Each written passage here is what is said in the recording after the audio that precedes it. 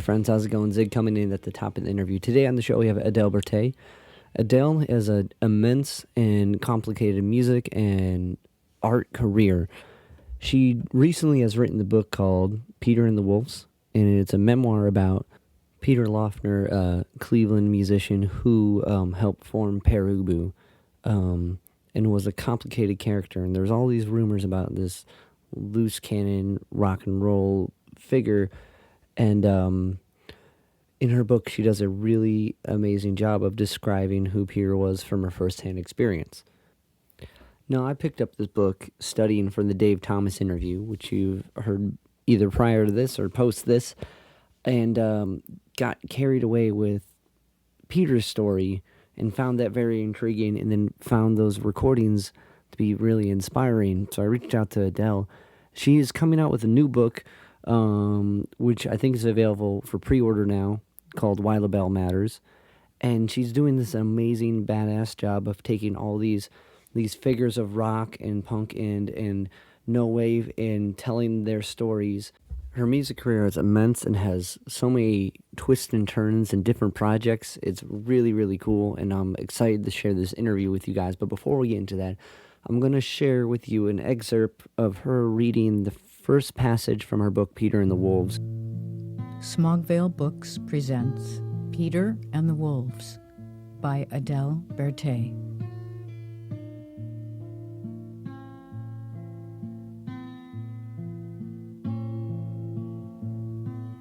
Chapter 1, Terminal City.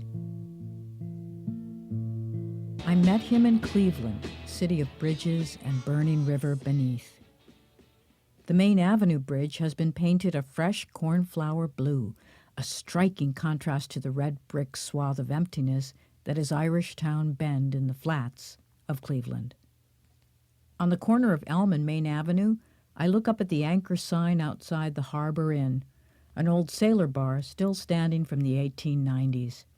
Pere and I once stumble-strutted from bar stool to stage here in the flats, at sailor and biker bars, Eagle Street Saloon and Pirates Cove, armed with guitars, pistols, and outlaw attitudes of cool. Home of the Cuyahoga River, immortalized in Randy Newman's song Burn On, Cleveland presents as the cradle of rock and roll civilization. The Boswell sisters recorded a song called Rock and Roll. Rock and roll, yeah, rock and roll. And 20 years later, radio DJ Alan Moondog Freed appropriated the song title, christening America's new rebel music, right here on radio station WJW. Cleveland's musical heritage wrestles for mastery with the broken spirit of the Industrial Revolution haunting the banks of the Cuyahoga. The flat spreads out beneath a web of bridges, jackknife bascule, Roman arch, beam buttress, and cantilever. The lexicon of the bridge has its own percussive poetry, and Cleveland is a city of bridges, more than 330 connecting the past to life goes on. I drive along the Detroit Superior Bridge. The flickering light through the beams above becomes kinetoscope, tires on steel striking a steady heartbeat of dreams past. The shutter rotates, the beat pulls me back. A thought occurred to me when I went on the trail of the why of him. Reading the lyrics to his song Cinderella Backstreet, I realized Pere was Cinderella, singing about himself. He had secrets. We all do. And he knew well the role envy can play in extinguishing the light of one shining too brightly. Envious stepsisters appear in all genders and guises.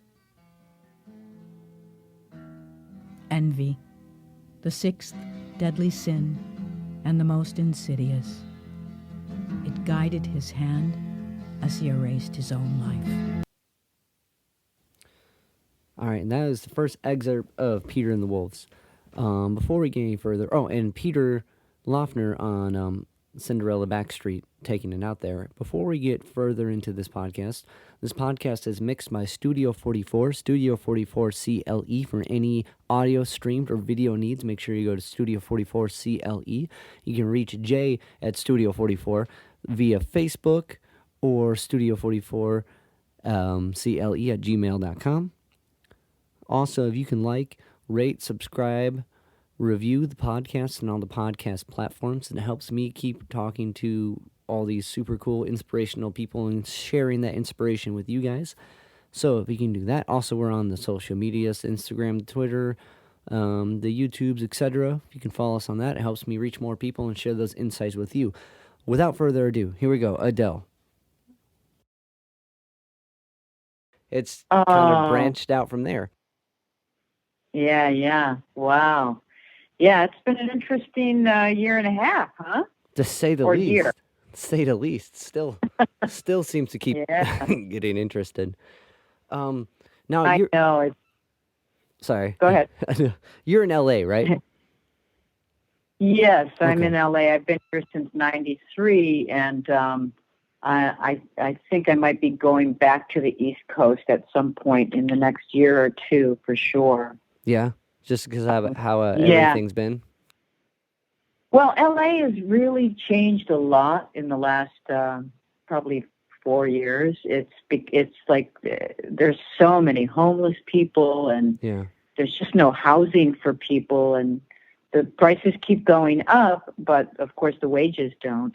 So we're kind of overrun with homeless now, and it's really sad, and it's getting more and more dangerous. So and honestly, I prefer, the East Coast. I miss the seasons. I grew up in Cleveland, right? So I'm one of those rare people who misses like big snowstorms and thunderstorms. I feel it. I mean, I don't know. I'm kind of tomorrow I won't feel it as much because we're supposed to get a bunch of snow, and I'm not looking forward to cleaning that off the car. But to be locked in, it's kind of. I don't know, it gives you a sense of calm. Like, yeah, you don't have to go out somewhere. You can't. So it's all right. Right. And LA and New York move so fast, and was it at least especially New York. You've kind of bounced everywhere though. So where in Cleveland did you grow up?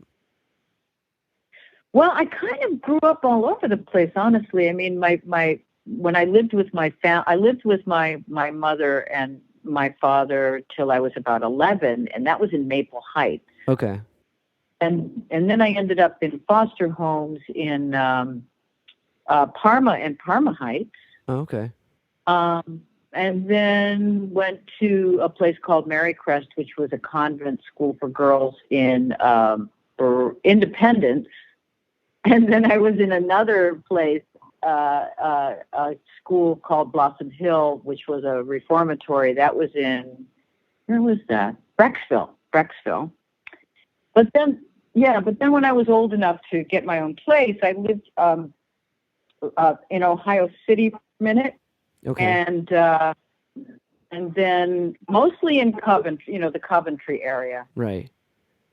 It's funny. You mentioned in Pere and the Wolves, you mentioned the bookstore in Coventry, and that's where I got the book, and I was kind of like, whoa, that's a trip.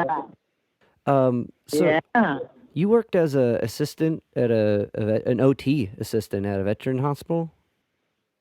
I did, the one in Brecksville, yeah. Okay. And then, so I imagine this is the time you're living on your own when you're working there?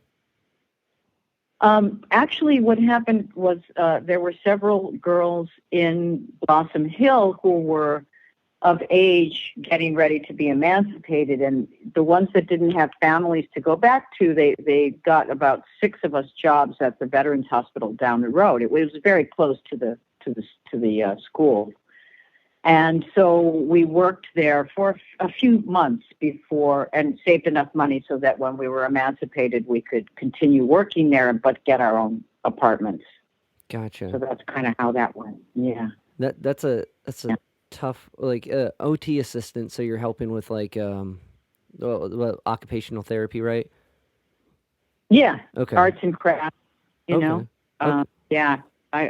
worked with Vietnam vets in the mornings and World War II and Korean vets in the afternoons. Wow. So being around that population, did it kind of help see what was going on with Peter later, like with his family and his situation? Trying to think. Well, you did. I mean, working there, you really did see the impact of war on men's psyches. Yeah. And I think that we, as we're growing up, we absorb a lot, obviously, as children from our parents, or what they've gone through and what their psychological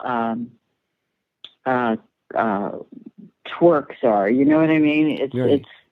And I think because Peter's father was he was a veteran and was in combat in World War II in Italy. When he came back, he was a very hard drinker and very committed to that kind of war hero ideal of guns and hard drinking and everything that goes along with that kind of machismo. Right.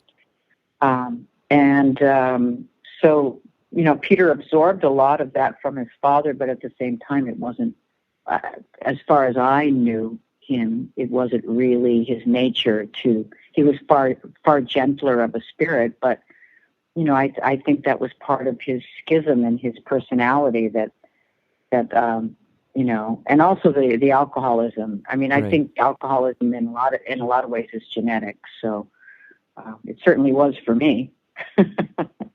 No, I agree with that. I see a lot of friends. Like I fell into a weird. I talked with Elizabeth McCullen. A weird lane of running open mic nights. So I do music full time too, which I didn't throw in, but like doing open mic nights at at sober bars and stuff.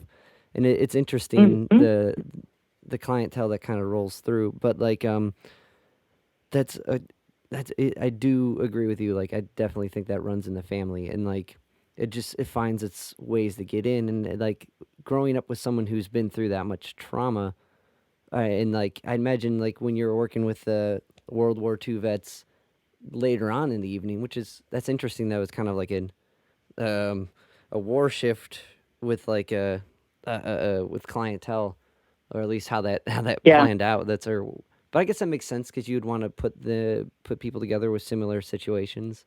They're needing that type of help. Yeah, and also, I mean, the Vietnam veterans, there was a lot more drugs involved in Vietnam. There was a lot of LSD and heroin, and so they were affected in not only by the violence and the killing, but also by the drugs in ways that the Second World War and Korean vets didn't really experience as much. It was a different kind of a mindset that affected the groups. Wow, what a like was that your first job? Yeah. Wow, My very first job. what a eye-opening first gig. Jeez. Yeah, for sure. It was, yeah. I think your next job, I don't know if this lines up right, but you worked at the Lorain Ford motor plant as one of the first women on the assembly line. Yeah. Was that right after, or was that same time where you're like? I also worked at a Salvation Army for a period of time. Oh yeah, it's in the book. Yeah, and I worked at that Salvation Army, two different Salvation Armies, but before I worked at Ford Motors, I did work at Salvation Army for a moment. And then after I met Peter, I worked there again. I worked at a different spot. Okay, one closer to Coventry? So in between, yeah. Okay. So in between, the hospital and Ford was Salvation Army, but Ford lasted for about a year, I think. Yeah. And I had to quit because I would come home from sometimes a 10-hour shift, and I would just sit on the rug in my apartment and hallucinate vans moving slowly past my eyes. I mean, it was really, that was, I think, the hardest job I ever had, for sure. Well, For it's sure. so monotonous, and you just react. Oh man, like so Yeah. when did like you met Peter in between that, and with like your upbringing being in all these different places, and like usually music that's in the family kind of resonates in like the household, Uh-huh. but since you've had this like vast experience already of all these different things, what like I know gospel music had a huge impact on you, but what else did? hmm Well, I mean, I loved early Motown, and like in the reformatory, we were addicted to Soul Train, so we kind of lived for Saturday afternoons when Soul Right. Train would come on. So I grew up on Motown too, but I also absolutely loved rock and roll. Um, so I was always listening to rock and roll and David Bowie, and Bowie he was making music as early as what, 70, 71, I think. I think so. I'm trying to remember what that. Um, Anyway, yeah, yeah, but I was listening to rock and roll, and Motown and soul music, and not so much jazz and blues, but definitely rock and roll. The Beatles, Simon and Garfunkel, uh, Led Zeppelin. I yeah, listened to Zeppelin when I was a kid. I mean, I kind of ran the gamut in terms of music that I was into and influenced by. Elton John. I loved pop music too. Gladys Knight and the Pips. Dionne Warwick, Aretha Franklin. So yeah, I loved it all, really. and that makes so much sense with your music later on. Um, when did writing? When did you start writing? When did poetry come into your life? Oh, funny enough, this goes back to Parma. I was in a No way. foster home, Yeah. and I, growing up, having been abandoned by my family and just having a very crazy childhood, I wrote poetry. And I had I had this little notebook that I carried with me that I kept my poems in. And my foster sister at the time was very jealous of me, and she would see me writing, and she just hated it. I just was very competitive with me, and it was a terrible situation. In that particular home, there was like, I think, 5 or 6 kids, and I was like the Cinderella. Yeah. Jeez. So at one point, I came home, and she goes, "Come here, I want to show you something." We go into the restroom, and she had ripped all of my poems up, and they were sitting in the toilet, and she just flushed them. Damn. Thanks. Yeah, Oh, yeah. So how? I didn't write poetry for a very long time after that. Um, Wow. but I started writing songs, and songs are very much akin to poetry, Right. really. I started writing songs probably when I was, right around when I was meeting Peter, I started writing songs. So I guess I was about 20. Yeah, And 20.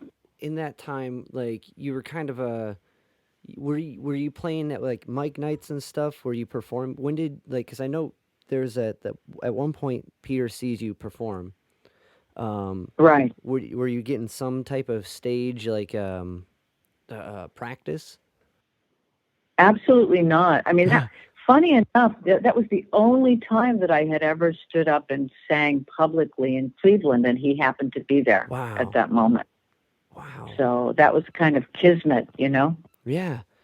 So, because Yeah. that's such a big deal as like to get up there and do that. One, like I've hosted a ton of mic nights, and personally have gone up, and that experience of going up there, attempting something, and having some honest feedback or some like, hey, that was pretty okay. You're like, cool, I did it, Yeah, yeah. and like just to Uh, hear that uh, back. So, and especially describing that situation with your foster sister in Parma, to have someone like be like, Yeah. what you did was good and not tear it up, like, and genuinely mean it, that had to be like Right. huge. No, it was a huge moment, hence why he was so important in my life. Right. And this, Yeah. so okay, from there you kind of bounce to Boston for a bit with Nan, right? Or was that before Yeah, that? yeah. I that was my first trip out of New York. I went to visit Nan in Boston, stayed with her for about a week, and then when I came back, I spent that following summer with her in Provincetown, which was very eye-opening. And then it wasn't long after I came back to Cleveland from Provincetown that I met Peter. Gotcha. And Yeah. how was that experience eye opening? Well, it was in Cleveland. Gay culture was pretty confined to a couple of bars and Yeah. small circles of friends. And in Provincetown was a very gay city by the sea, a town. I mean, it's more like a village, but you could see people openly holding hands on the street, which is something, which was totally impossible to do in Cleveland. You'd get your ass kicked if you tried to do that, at that time in Cleveland.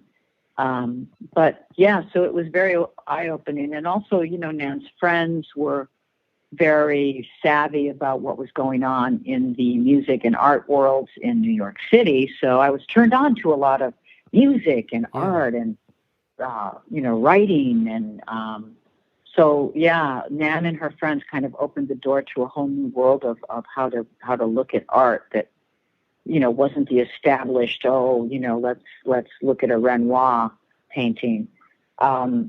And that really showed me the possibilities are endless in creativity and where one could go. They also turned me on to Patti Smith, whose poetry I read for the first time in Provincetown, which totally blew me away because she was so androgynous, and she wrote at that time she could write as a boy, or like slip into the skin of a boy and write about girls, or be a total woman and, lusting after Rimbaud. So, it was really revelatory, the whole thing, in terms of gender and art. That's amazing, because then you come from that like opening experience, and then you meet Peter, and like he's showing you all like television and all these blues records, and like Yeah. teaching you music, and just to be immersed in that like creative explosion makes so much sense how like impactful all this was and how it trajectored your career. Do you, Yeah.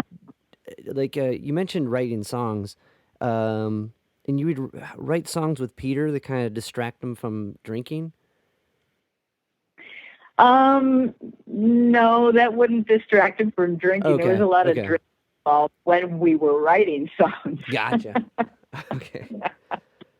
I mean, unfortunately, it's a very druggy, drinky relationship, friendship. But he wasn't, it wasn't always that way. There were sober moments and of clarity and fun as well, Yeah, I think if it was just that way, it wouldn't be as impactful or meaningful. You know what I mean? You'd be able to kind of be like, well, right. It was just always a fun time. But this memoir you wrote is so well written, and like it puts you just in this whole like scene of what everything is, and it's beautifully done. And I think a beautiful what's the word I'm looking for? A beautiful take of who Peter is, or who Peter was. And thank you. Sorry, side note, but at one point he gives you the sonic duo. Do you still have that guitar? I do not. It was stolen from during a gig at CBGB's. Yeah. Yeah. Yeah. Somebody walked off with it. So, that was a big heartbreak for me. I've had a couple of other Duosonics over the years, but I ended up selling them or whatever. But I'm thinking about getting another one because they've done reissues now, Fender, and apparently they're quite lovely guitars. They're very well made. So I'm thinking about getting another one, you know. That'd be awesome. Yeah, I got a Squire version of one, and it's got this weird metal pick guard, and like it sounds super rad, and the neck's super small. Uh-huh. But Uh-huh. so kind of because he like I listened to all those Smogvale recordings, which had to be an endeavor, like and he's kind of lumped into this like art. Peter is lumped into like this art kind of punk movement with Pere, but a lot of those recordings are Uh-huh. like him doing beautiful folk, like Bob Dylan inspired, like country inspired singer songwriter type songs on like a 12 string. Like Yeah. it, Yeah. he had to be like a fairly like confusing character to some because he in these pictures he looks like the this like rock star, and then there's all these recordings of him playing with like bands doing these with the Cinderella Backstreet doing like this rad versions of like Jimi Hendrix tunes and Velvet Underground tunes, like this Yeah. duality of character. Yeah. Um, Yeah. do you to you is there like which since he was your friend, is there one that when you've heard all these recordings, I'm sure, is there one that Yeah. represents Peter more? Like is one more this is the Peter I know, or is it this kind of duality of a character? Wow. Wow. Gee, like if I had to think about one song, wow. Because there, I always thought of Peter as more of that was more of who he really was, the singer-songwriter, Yeah. the bard, the one that loved, because he also loved poetry. He read poetry all the time. He was a reader. He loved literature. And oh my goodness, let's see. I'm trying to think if there was one particular song. Well, Baudelaire always jumps out at me as one of Yeah. his most beautiful songs. That's a good song. But there were so many, I would have to think about that. I'll shoot you an email, after we speak, and I'll let you know. Oh, that's awesome. What else. That's awesome. I didn't mean to, because like listening to No, no, those, no. that's cool. Listening to those recordings, like, and because I stumbled upon your book trying to find stuff on Peru, because I was like I mentioned in the email, I was talking with David Thomas, and I found your book, and I was Uh-huh. like, oh, this is cool. And I read the first like 2 chapters. I'm like, this is so beautifully written. I want to see if I can talk to Adele. And like, and then I came back and then I read the rest. And then I read, oh, well, there was some conflict between Peter and David. Maybe I shouldn't have said I was talking to him.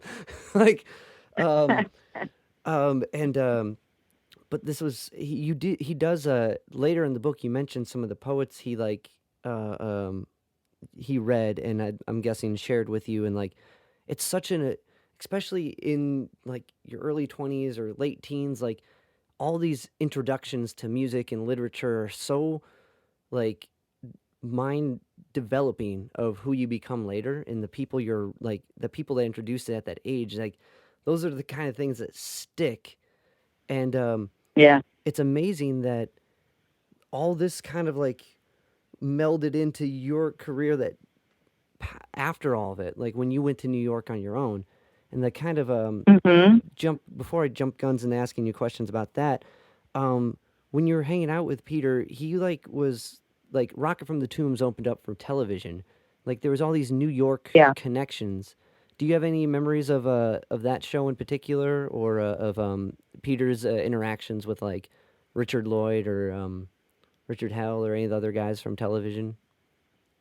Well, I was never in their physical presence. I mean, Peter and I went to concerts together sometimes, but we didn't see television together. But he would Gotcha. play me television music, and we did go to a Patti Smith concert together. We also went to see Iggy Pop Oh, cool. when David Bowie was on keyboards at the Wow. Agora. Oh, Incredible. yeah. concert. I've seen Yeah, bits of that. I was reminded of that, and I forgot to put it in the book, which is too bad because it was really quite an experience seeing that show. But what was the question again? I'm sorry. Well, it's just because in the book you've mentioned like he would have phone calls with Richard Hell and like he would get super mad. Oh yeah, And yeah, there's that one point where he shoots yeah, the wall with like yeah, had yeah. so it seems like they were like not just like kind of figures of this New York punk rock ethos, but they were like people that you guys cross paths with. Yeah, well, Peter knew them for sure, and hi- his best friend, Tim Wright, who died about a few years ago. Tim was the bass player in Pere, and he quit Pere briefly after Peter left, but they remained really good friends. And Tim. Tim is the one who told me some stories about like what happened when Peter died, because I wasn't, I wasn't there at that moment. I was in New York. But Tim and Marianne, his partner, had one of those huge apartments off of Coventry. I think it was maybe on Lancashire, like where we lived as well, that street.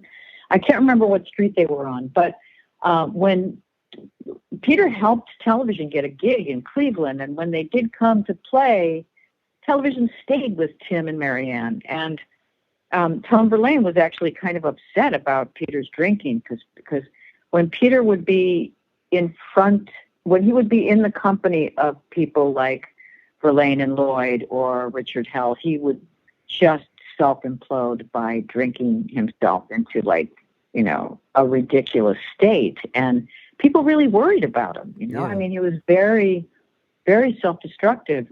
And this was his fear that he wouldn't be accepted. He was very torn about how to be his authentic self, because he could play just as well as Richard Lloyd or Tom Verlaine. And those guys knew that about him, but his drinking sabotaged it all. Which was really, really sad. He had kind of a contentious relationship with Hell. They were friends. Hell also knew that Peter was a brilliant musician. Richard, he was a little competitive with Peter. And instead of, supporting him back, because Peter gave Richard a lot of support, wrote articles about him and whatnot, he would dig at him. And which, pissed Peter off, especially when he was drunk or high. Yeah, and someone who's already who's insecure, and you're going out of your way to bring this person up, and they're shooting you down. That's not gonna, right? I guess pun intended with the shooting part. Because yes, yeah. But that story, I was like, what? You just shot this wall? How did that not? That was a little crazy. Yeah, that's super bonkers. Like. Yep. Yeah, when did he start? Do you know when he started writing? Because it was for Cream, right? Peter was writing for. When he started writing? Yeah. I'm not quite sure how early on he started writing. I think it was like right around the very early 70s. Okay. And I don't know how he met Lester Bangs or how that occurred, but I'm pretty sure it was Lester that brought him into Cream. He probably wrote Peter was a prolific letter writer. He loved writing letters.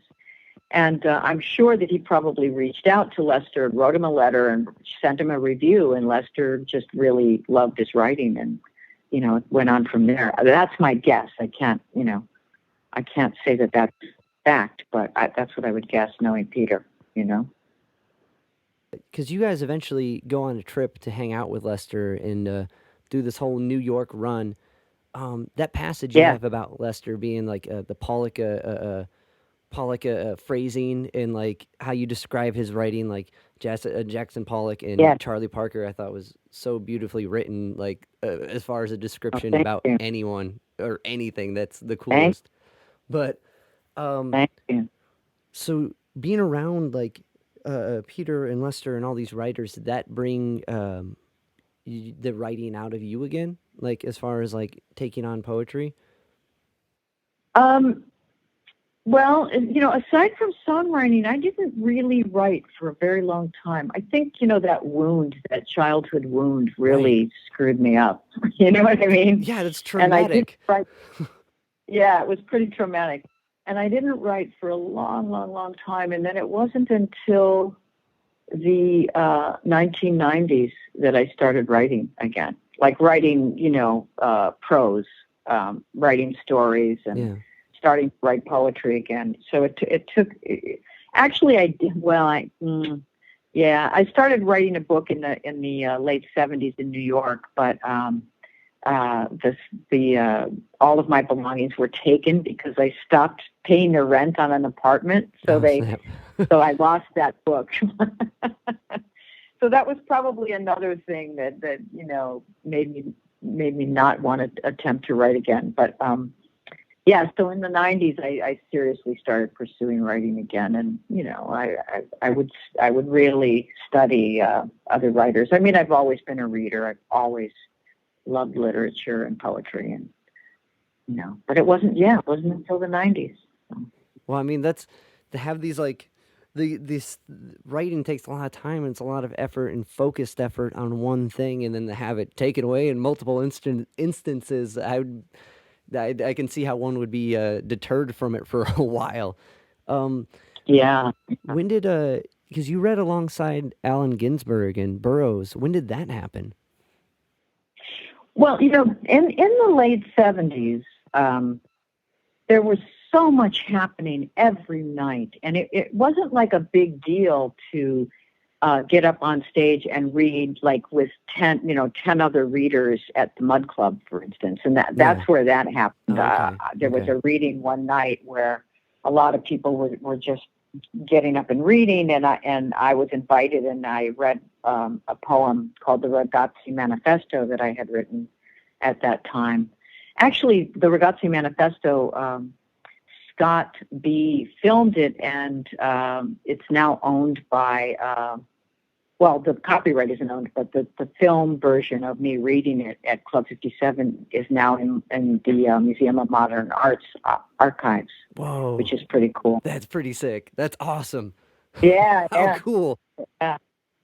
So it wasn't, it wasn't thought of as really that big of a deal because we were all in the scene together. Of course, I had nowhere near the fame of those guys or the output of those guys, but it was cool to, meet them. And, even briefly, I didn't hang out with them. I wasn't friends with them. I think I went to one party. Yeah, I'm writing about it in New York, where I had a very short, funny conversation with William Burroughs, but I'll save that for my book. But it wasn't really that big of a deal to read with those guys at that time. That's incredible because it's interesting. At that time, I'd imagine there's like this crossover of like beats that are still around, beat poets kind of lingering with this punk scene, which is becoming, at least in New York, the no scene. I can't think of that. I'm blanking. The no wave. Scene? No wave. Yes, thank you. Yeah. I was no wave. Yeah. So there's like this weird transition of all this stuff. There were a lot of cross-pollinizations and crossovers, and Patti Smith had a lot to do with that too, because she was very tight with William Burroughs and all the beats, and but she was also kind of like the godmother of punk, Yeah. So, and then no wave was the next manifestation out of punk, because punk in many ways was really about 3-chord rock and roll sped up and with angry lyrics. But no wave was a dismantling of all of that completely, just taking it all apart, and more of a dada in the artistic sense of what we were doing with music at that time. And most of the people that were involved in the bands at that moment were not musicians. They were coming from art school and, just picking up guitars and drums and keyboards and creating something more from an artistic an artistic function that had to do more with like a surrealism or Dada, or which was really exciting. And very, very performative. Very performative. Yeah. So it's interesting because later in the Cleveland scene, you're getting bands like Pere, Tin Huey, Devo, all these bands that are kind of taking influence from what no wave like expands further upon.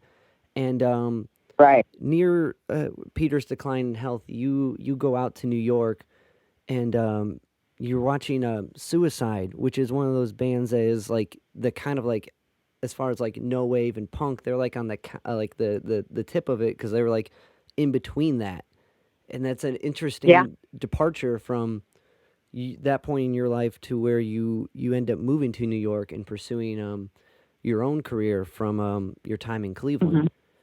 But right. So when you do make that, because that's kind of where Peter and the Wolves leaves off to some degree. When you do make that move, when do you start working with Brian Eno? Or Let's when does see. he? I think it was. I moved to New York in the late summer of 1977. Like, I think it was the beginning of September. Okay. And I started working with Eno, I think it was early 1978. Because I was in the Contortions, and Steve Mass, the guy that owned the Mud Club, introduced me to Brian Eno, and Eno needed an assistant. So I started working for him. And at the same time, No Wave was really taking off. So I would take him out in the evenings to see the bands. And there was a very, very important gig that many of us in the No Wave did at a venue called Artist Space. And Eno came to all of the shows, and that's how the whole project, No New York, evolved. And actually, the book that I'm writing right now is called No New York, and it takes off from where the Peter and the Wolves book leaves off. That's so exciting. So, cool. So yeah. With the Contortions, how'd you get involved with them? So are these guys you met through as you moved to New York and started this project and started playing with bands like I'm trying to think who else would be around there, DNA, Jesus and the Jerks, right? That type of crew. Yep. Teenage Jesus and the Jerks. Well, that's who I met first, because Bradley Fields was a Clevelander, and I knew Bradley from Cleveland. And when I moved to New York, he was one of the first people I contacted, and I met him and Lydia Lunch, who became my first good friend in New York. And then a lot of the bands would rehearse at Bradley's loft. So that's kind of how I got involved at the Contortions and started playing with them there. Okay. And like that, the Contortions music is such like a good representation of all these different styles and stuff that you've heard and learned before. Like, it bounces everywhere, and that's what's so cool about that band. Yeah. You were playing keys in that? Or you're bouncing between keys and guitar? Yeah, I played guitar on just 2 songs, I believe it was. But mostly I was playing the eighth-tone organ. Gotcha. And is that when the Duosonic disappeared, was from one of those gigs? It was from one of those gigs, yeah. Damn. Yep. That's so cool, though. So, not a fond memory that night. Yeah. Sorry, not trying to bring it up. That's such a cool guitar that doesn't get as much rep. You know what I mean? I don't know. I do enjoy those guitars. Oh yeah, sure. But so when did you meet Martin, the sculptor? Martin the sculptor. Martin. I'm gonna butcher his last name. It's like Kippenberger. Kippenberger. Kippenberger in Berlin.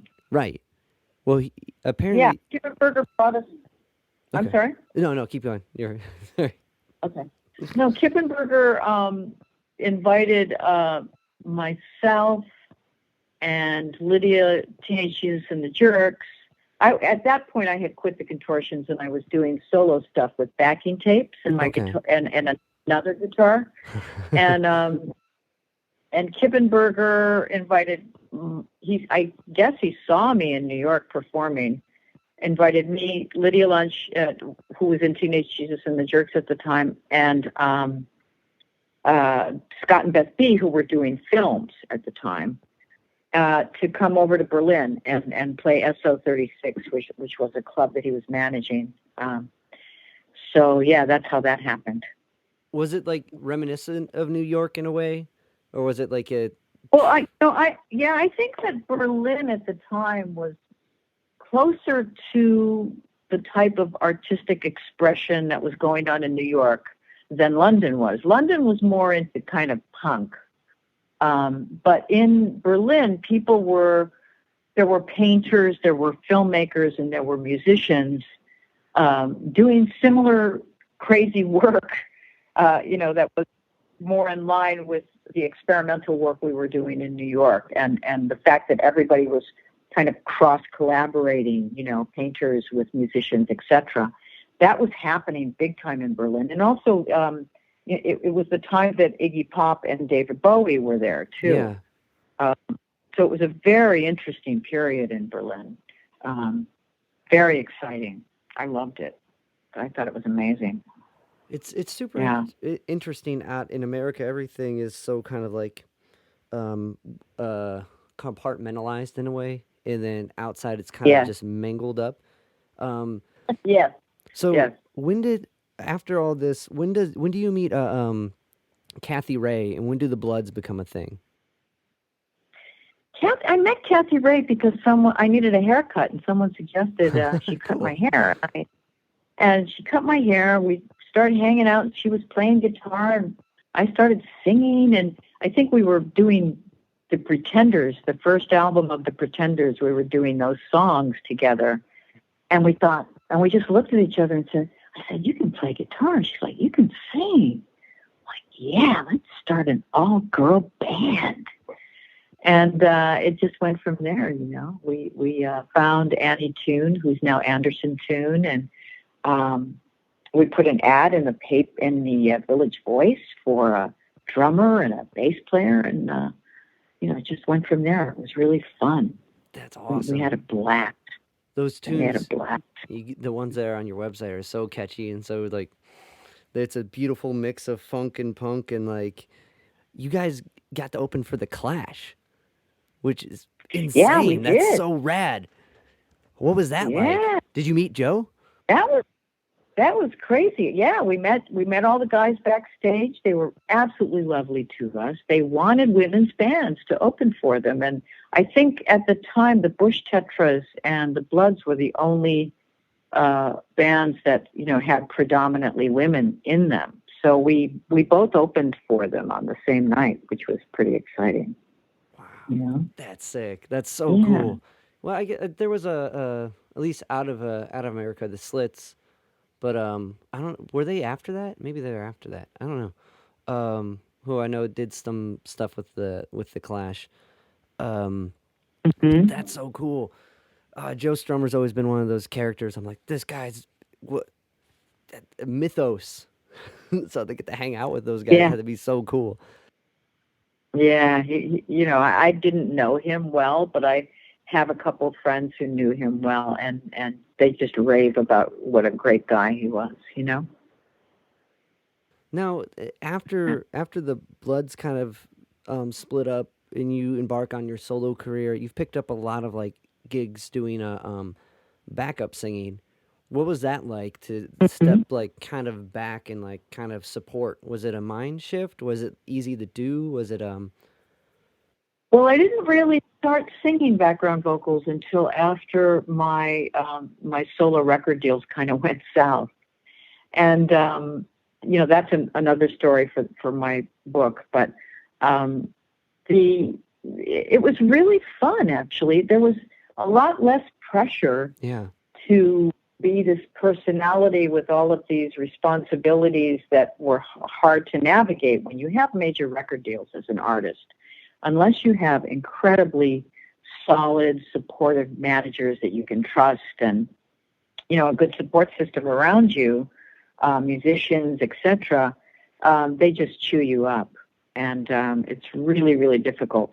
As a background singer, I could support musicians that I really loved. I loved their music, and make a great living, and still be on stage performing. And I loved doing it. It was, it was a really wonderful, wonderful job. I couldn't think of a better job to have than, writing and singing, and in whatever aspects both of those happen to manifest.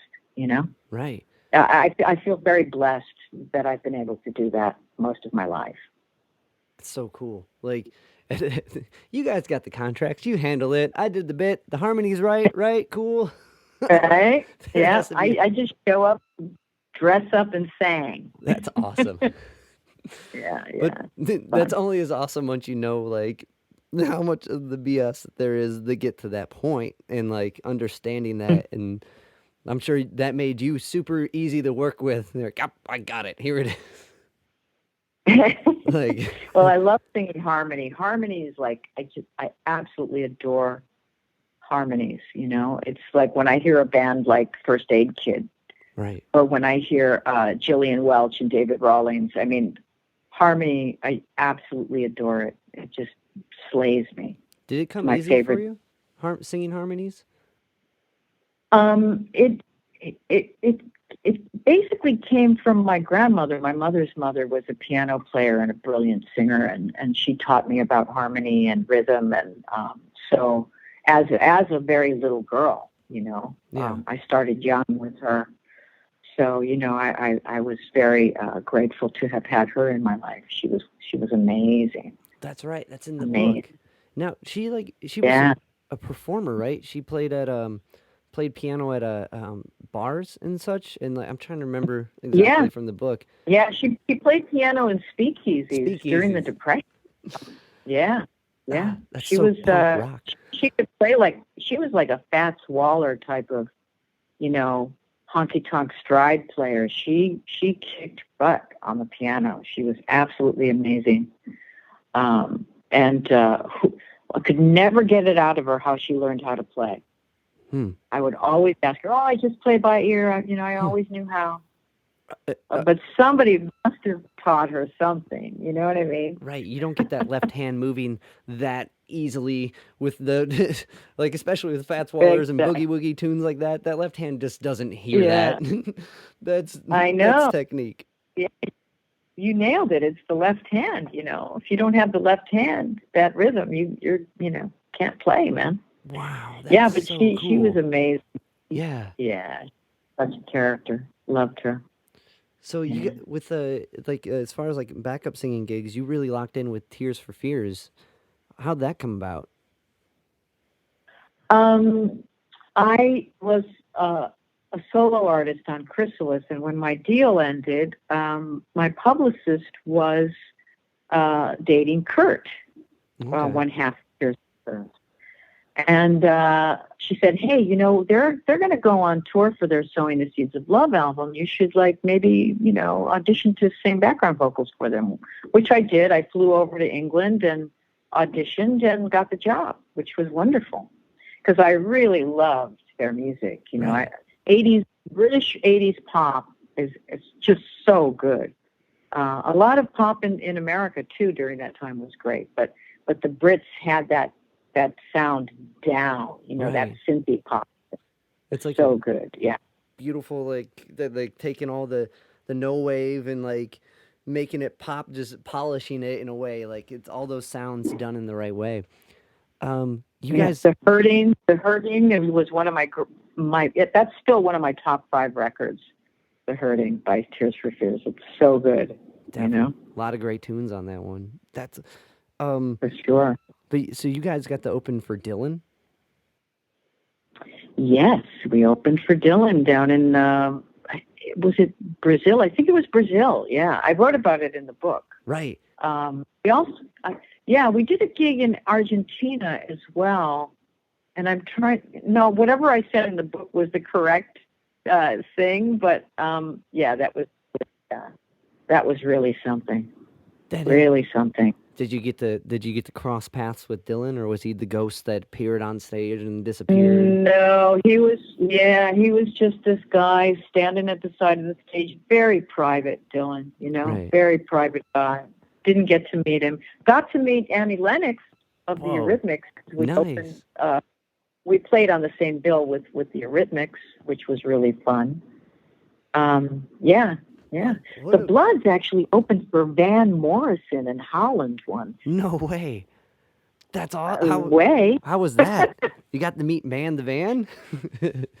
I met Van the man, I said but it he was backwards. actually Van the Grump. He was Van the Grump. Yeah? Oh, that sucks.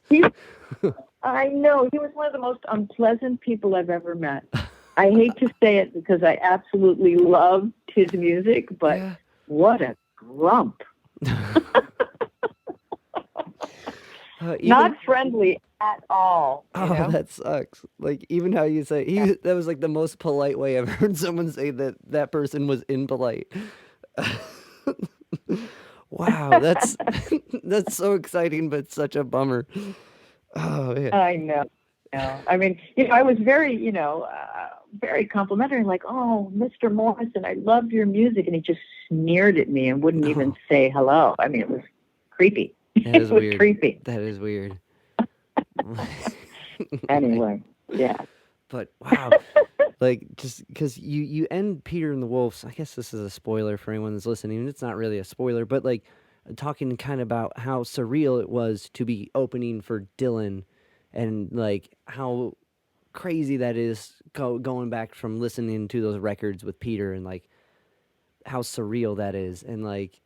And you do this beautiful way of like kind of sharing these stories and bringing these, you call them ghosts in some other interviews and things I've read, but bringing them with you to kind of share this moment, which I think is like a beautiful way to kind of cap that, and like how stoked Peter would have been to have been around that stage, and like, or to learn that Van Morrison was a grump, or or to see the Clash or groups like that. It's so cool that you carry these with you, and they through you are experiencing these amazing feats of a musical career, and now that you're sharing them, I saw on I think it was Facebook or something. Your second book came out like 2 days ago.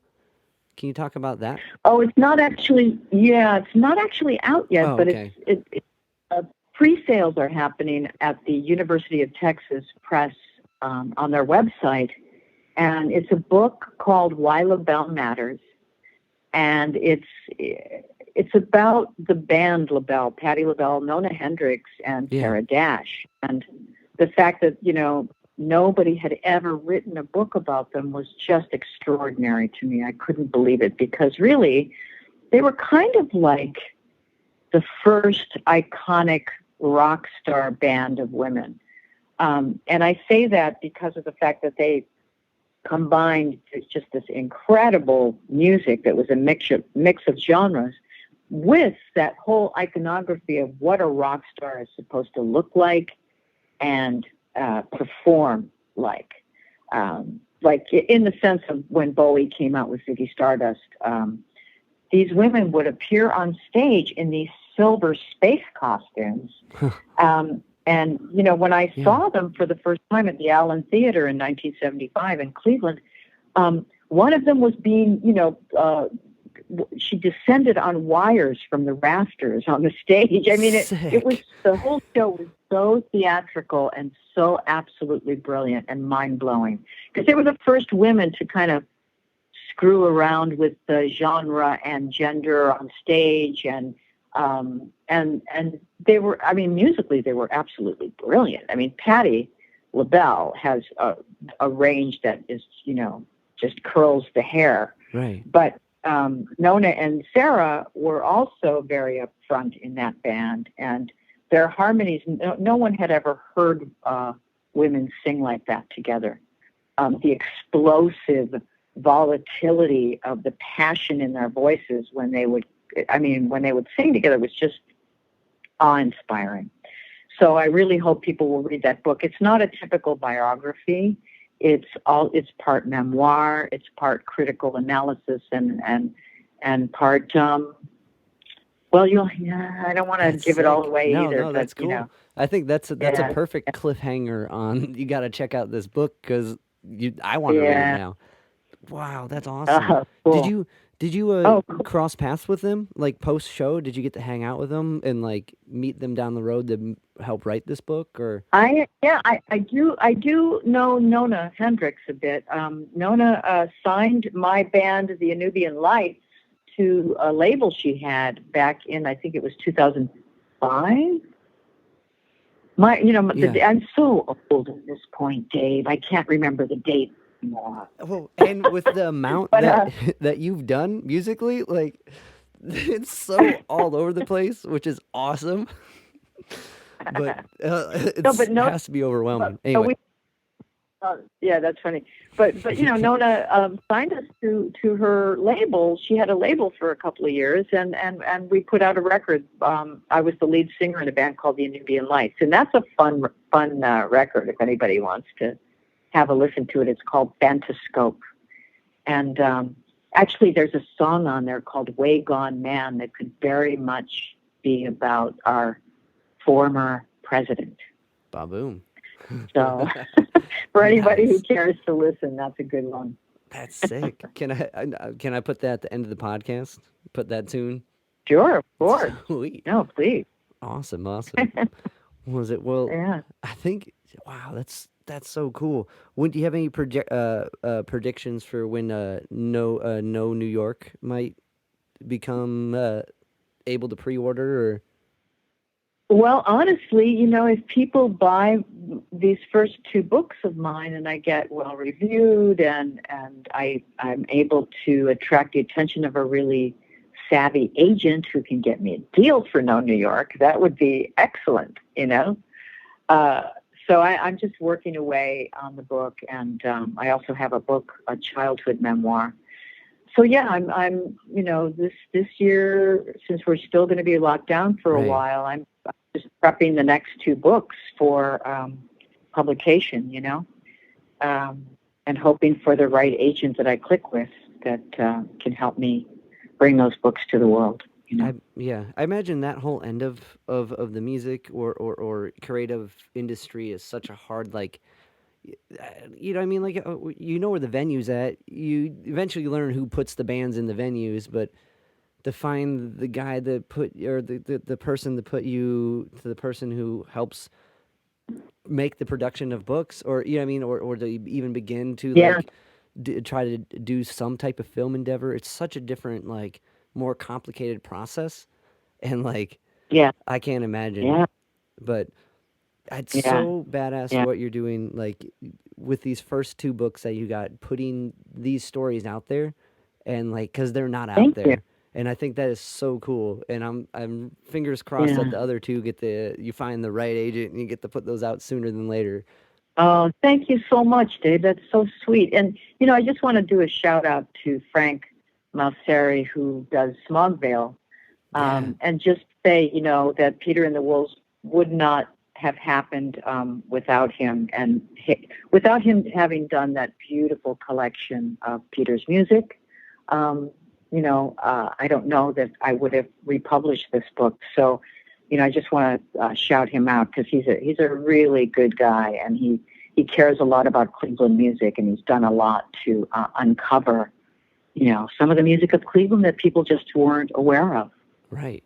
Like, I went down the rabbit hole after I listened to the Peter collection, and, he's got some stuff from David Thomas, and he's got some stuff from Chris Butler, and it's really cool to find, a Cleveland late. I don't know. I've lived in Cleveland forever. I didn't know that was a thing. So this was a really cool way to find, someone preserving and, it's still producing all this amazing stuff that's coming out of Cleveland. So that's super cool. Yeah, that's good. That's good. Great. Yeah. Awesome.